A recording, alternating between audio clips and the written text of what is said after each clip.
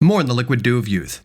Smopit Fairy Tales Part 5, Chapter 7, The Ghost of Christmas Past.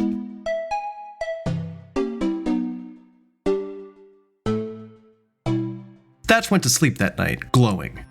His heart was filling and he couldn't help but smile. He knew that his past with Samum was tumultuous, but things were looking up. They were going slow, but up. The ants that could have righted were replaced by 1,000 bumblebees, swarming around him, brushing their furry little bodies on his skin, soaking him in their sweet, golden honey. Thatch tightened his embrace around one of his pillows close to his chest and drifted into the twilight of Slumber's warm arms. He found himself in a dream. He was in an ancient desert palace, sitting at a table overflowing with every assortment of edibles. Everyone wore robes and furs of brilliant colors and cuts, all adorned with precious metals and jewels. All of the attendants of the feast laughed and cheered, drinking to the king's health. Paraska sat at the head of the table, basking in his praise. Thatch, at the other end, was watching the crowd.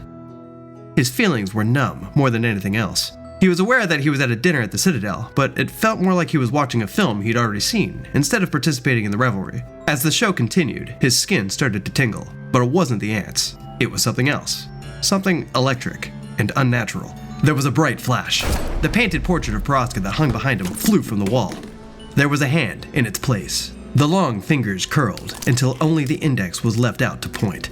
The entire party froze with fear. Thatch's insides vibrated, his joints ached. He felt like he was floating, but his body had not moved. A wave of absolute terror and dread splashed over him in a baptism of horror. The hand's finger dug into the wall, leaving a strange, blocky alphabet of symbols Thatch didn't recognize. Thatch managed to stand through his trembling and demanded, "What is this?" Everyone else froze, as if they were mountain stones encased in brutal winter's ice. The hand slowly grew a body. It was twisted and wicked to bear witness to. It resembled a man, but its flesh was rotten, spores and stalks ripped out of its skin. A troop of long, thin mushrooms protruded from one of its eye sockets. Mold gray moss grew from its skin. Thatch's body shook so hard he could barely stand. He looked at the frozen diners, then back at the monster. "Who are you? What do those words mean?" The monster boomed in a commanding voice that seemed to Thatch to be screaming chants of a hellish choir. God has numbered the days of Paraska's rule, and this nation will soon come to an end. Paraska has been weighed and found wanting. Thatch trembled, confused and scared. He found it nearly impossible not to shrink inside his shoulders. "What does that have to do with me? Who are you? Tell me!" You've known me as Simbrain Hornwindell, the last president of the United States of America. The Citadel shook, the dust and dirt from the walls. The people at the feast's clothes changed from ancient robes to suits and uniforms. The illusion of the castle melted away, and Thatch found himself at a table in the presidential mansion with the frozen dinner party. The writing on the wall kept glowing from behind the letters, and Hornwindell stayed standing over Thatch. Worse though, it stopped feeling like a dream. Everything became real. Thatch experienced the sensation of all of his senses. He felt the night's cold air in his face and the warm blankets over his body. The mixture of the aroma of hot food mixed with the rotten egg, sulfuric stench of the thing in front of him. The room again faded away, and he was in his bed. The reflection of Martian snow glowed pink light through the window, and the monster stood at the foot of his bed. Thatch's body was overwhelmed with an abhorrent electrical surge. Thatch was near tears from the horror he was in. He could barely move anything except for his eyes. He forced them away from the spirit to any respite he might find. On his desk sat a rosary. It might as well have been on Venus. He trembled and closed his eyes, trying to find a way to force the thing from his presence that he could only rationalize as a demon. Remembering something Gladewine once taught him, he forced through stuttering, shuttered lips. "Saint Michael, defend us in battle. Be our protection against the wickedness and snares of the devil. May God rebuke him. We humbly pray, and do thou, O Prince of the heavenly host, by the power of God, cast into hell Satan and the evil spirits who prowl throughout the world seeking to ruin souls." Oh, get up. The thing demanded. Thatch's body was too riddled with fear to dare move. "I am not a demon, nor have I come from there." Through tears, Thatch lifted his eyelids. Now get up. I have something to show you. Hornwindell waved Thatch towards the window. Reluctantly, Thatch slid off the blanket and crept towards the thing's side at the window. Hornwindell pointed through the glass. Thatch peered, but instead of seeing the backyard, he saw a vision of the feast at the beginning of the dream. Now listen to my words. Thatch stared at the apparition, no less terrified. "Soon I must return to the far side of the purgatory gates. Where? Purgatory, the land of the dead where all souls reside until the final days of judgment. I thought to be absent from the body was to be present with the Lord. No one enters the chasms of the lake of perpetual fire or the glorious kingdom of heaven until the Almighty has passed judgment on their soul. Thatch stared at him with a half-open mouth. Listen to what I tell you. The afterlife is not at the moment relevant. Thatch worked the courage to talk back to the spirit with confidence. Get to the point, damn it. Tell me what you're here for. He trembled, waiting for backlash for his belligerence. He slowly fixed his gaping mouth to a clenched jaw. You must avenge me. What? I've sought many souls in their dreams and in the darkness of night where spirits may walk freely in the darkness. You are the first to not dismiss me merely as nightmares or bumps in the night. The blood of Yahalgi run through your veins and it is sprinkled drops in the order of the first kings of Urok and the Anunnaki, who are only second to the god of heaven and earth. There's no earth anymore. Thatch grew slightly more out of the cave in which he hid. What are you talking about? Shut your mouth, fool. Listen. While the sun shines, I am shackled to the cities of Purgatory. If I weren't silenced by the law of God, I would tell you stories that would turn your mind to ice. Listen, Paraska's murdering ways are foul and unnatural. Murder? They've told you they can't show you what happened the night of my death because of its heinousness. But I tell you the heinousness now sits on this new perverted Oval Office. To show the events that have transpired would damn that man in the front of the entire solar system. I knew something stank about that situation. That animal, with his cleverly constructed conspiracy and his sly words, it's witchcraft seducing the people, persuading them to give into his reign. Oh, how America has fallen. I'd all but signed peace with Putin, and he's throwing it away. Hornwindell stopped ranting and looked at the sky outside. For the first time since he started, his words weren't screams, but the soft words of an old, dying man. The morning air scent reaches me. I must go. Swear to me you'll avenge me and set America right. Thatch looked at the phantasm. He almost pitied it. He felt the abyss of sorrow swell up alongside the wave of dread. Swear to me. Hornwindell screamed again, then vanished into the mist. Swear to me. Thatch was frozen. He tried to move his limbs, his bones, anything. Nothing would budge. He couldn't even force himself to blink. He tried to shake himself, but that yielded no fruit. He took in short, choppy breaths until his lungs were full of air and let it all out at once. He started to scream standing by the window and popped out from under the sheets, drenched with sweat. He panted, trying to catch his breath. His joints still ached and the electrical feeling under his skin was still very much charged. Was that all a dream? Holy shit. He looked around the room for signs of the spirit's visit, trying to convince himself that it was only a nightmare. Something caught his eye. Something on the doorknob. He swung his legs over the bed and walked to the threshold. The rosary, which had previously been on the desk, swung from its own power from the knob. Thatch haphazardly threw on his black and gray camouflage trousers and his bomber jacket, the closest garments he saw, stuffed the rosary in his pocket, and ran to Samum's front door barefoot. He beat on the door over and over again until Samum pulled it open. She was wearing tight sweatpants and a hoodie. Her hair was a mess, and on her nose sat the thick lashes she hated so much. At first she was vexed, but when she saw Thatch's eyes slammed open in his state of dress, she became concerned. What's wrong? She implored him to tell her. When he just trembled instead of answering her, she swung the door open the rest of the way and pulled him inside by the hand. She led him to the sofa and sat him down. He mouthed mumbled words without making a noise, and his eyes stayed locked. He ran his hands over hers like a wounded animal might frantically jitter while it clung for salvation. Thatch, what's going on? Samum was concerned for him. Her heart suffered for seeing someone in such a state. He mumbled something incoherent instead of answering her. Thatch? She didn't know how to address the situation. Talk to me. She laid her free hand on the side of his face and pulled it towards her until their eyes locked. Can you talk to me? Thatch blubbered. I think I just saw a ghost. A ghost? Samum sympathetically winced. Thatch, there's no such thing as ghosts. I don't know what it was. I mean, it might have been a nightmare.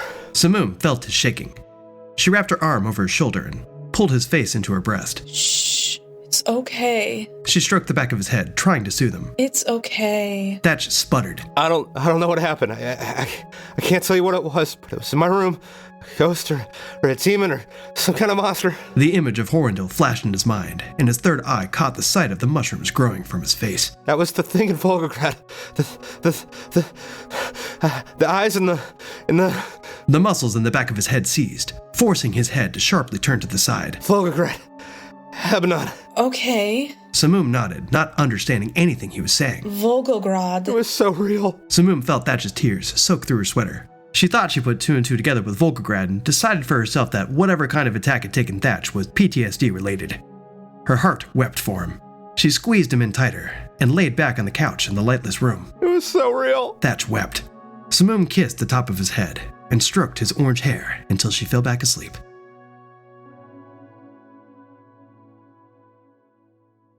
Hey everybody, what's up? Thanks for listening to another chapter episode of More Than the Liquid Do of Youth. I almost said Shane Smoke Your Problems Away. That's not what's going on there. We're in a different book. I'm all over the place with this stuff right now because I'm putting this up on YouTube. I'm working on both book 6 and the redo of book 1. And I think we're about halfway through book 6 over on Patreon. And I'm working on chapter 7 or 8 of the first book right now. For the first book's redo, which, not trying to brag or anything, but it is infinitely fucking better. I've told you guys this before, right? If not, oh well. Anyway, thank you for tuning in. And thank you to my YouTube members who get these early, or like as soon as I upload them, and then my Patreon people who get these, at least the audio, as soon as I'm done with them. So I think they've had this chapter since December, maybe, I think. I don't know. What is it? It's June? Who knows? I'd have to check. And I'd also like to thank everybody that's gotten the War Chest, which is the box set of these books, and they come with, you know, stickers and cards and a patch, and I put a pin in that map up there for wherever it goes. I need to update that. Well, it's not that I need to update that. I need to post more about that over on the socials, but yeah, you know how it is. We're just trying to listen to a fun story here. There's ghosts! Haven't there been ghosts? Or maybe it's not a ghost. Maybe it's just a nightmare. And maybe Hank was just having, you know, nightmares about, you know, people in the third book. I mean, ghosts can talk to you in dreams better, right? Or so goes the lore. Anyway, thank you again for hanging out. Also, I am getting stuff together for book 7, the voices and resources and all that for it. I'm reaching out, trying to find voice actors and all that, you know, fill the ranks, so to speak. So, you got a microphone and somewhere cheap to record, and, you know, you'd like to be part of the project, you know, shoot me an email or hit me up on, you know, probably Instagram works best for that. I reply most there. I mean, I try to reply everywhere, but I check Instagram more often than Facebook or Twitter or anything. Not that I wouldn't get you there, too. And I need all kinds of, you know, voices with all kinds of, you know, accents and stuff, you know. Man, woman, American, UK, Canadian, Australia, you know, however it fits in. It's sci-fi. You know, you've been listening. Although I will caution you on that, given the nature of how, you know, the story progresses, since we're only on book 5 over here and we're looking up stuff for, you know, the next, what, I guess book 7 resource to put together. If you haven't read the books and you're only following over here with the story, if you do volunteer, you're gonna get some pretty gnarly spoilers, you know, if you know, you get the script and voice act and all that. Actually, do you know what, to be fair, I can edit the script so you wouldn't get super spoilers, just odd spoilers. Nothing that'll make you cry. But you gotta let me know beforehand, before I send you the script. Yeah, no, it's exciting times, because, you know, gonna be starting book 7 here soon. I'm gonna be done with book 6, or at least the edit anyway, and, you know, that'll be up on Audible once it's done. So we're moving up, at least on the editing front, halfway through the to the halfway mark of the series. Though I don't think the end of book 6 will be on YouTube, I think, until March. So we're good and ahead on the actual editing game. But yeah, fun stuff. Anyway, thank you all again for tuning in. Y'all have a good day, and I will catch you later. You should have some good bloopers here. All right, ciao. Test. Fuck.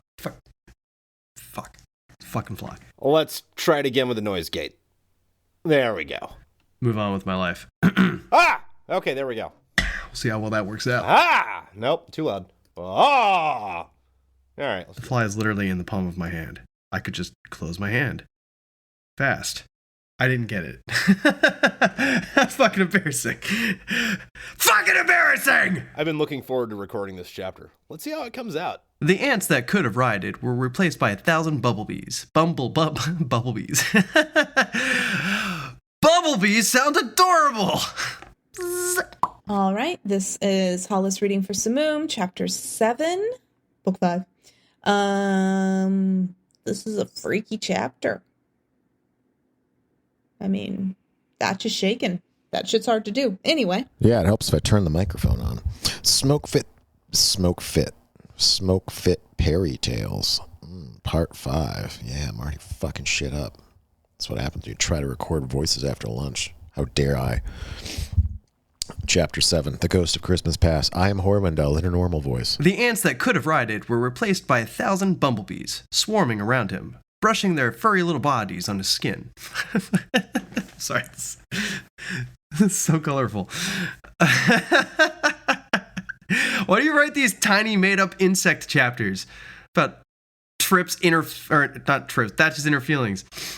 Trip, who's Trip? I don't know. It's great. I love it. Getting stared at by the dog right now. She wants me to avenge her by filling her bowl with food. Kibble, kibble, kibble, kibble, kibble. Oh my god. It's so sweet. Oh my god, you fucking precious moment. There's no mirth anymore, Mr. President. What are you talking about? Fuck, this chapter's soft. I hope it gets hard.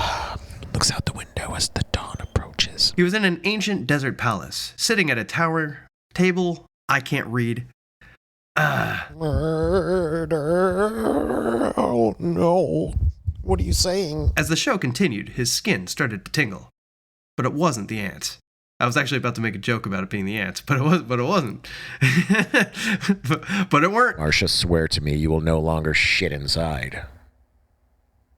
She doesn't anyway. She's actually a good dog. Aren't you, Marcia? Yes, you are. Good girl. I know, you just want attention. There was a bright flash. The painted portrait of Paraska that hung behind him flew from the wall. Smoke Pit Fairy Tales Part 5. Chapter 7. The Ghost of Christmas Past. I am Simbrain Hornwindell, and you will know me as the ghost. Yay! And the fly was buzzing around me. I'm just getting terribly distracted. You've known me as Simbrain Hornwindell, the last president of the United States of America. That is a shitty fucking... I don't like that accent. Dun dun dun. What? Huh? Why? Simbrian? That's better than Cumbrain. No. You're a ghost. I'm scared, Mr. Hornwindell. I read Hamlet. Murder. They told you what they can't show you. Say what? Oh, I fucked that up already. That's where are you suddenly getting this crap? Got a rosary on his fucking desk, and he just like fucking recited his prayer. Like, okay, it's in dialogue. Fine. No, I mean, yeah, I read the last book out loud. It was a long book. I forget some of it. I knew something stank about that situation. And it's not just that he shit his pants. Okay, I'm glad I have the author to ask these things. Thank you. I forgot. It was a long book. I believe you. You're pretty thorough. I think I just saw Ghost.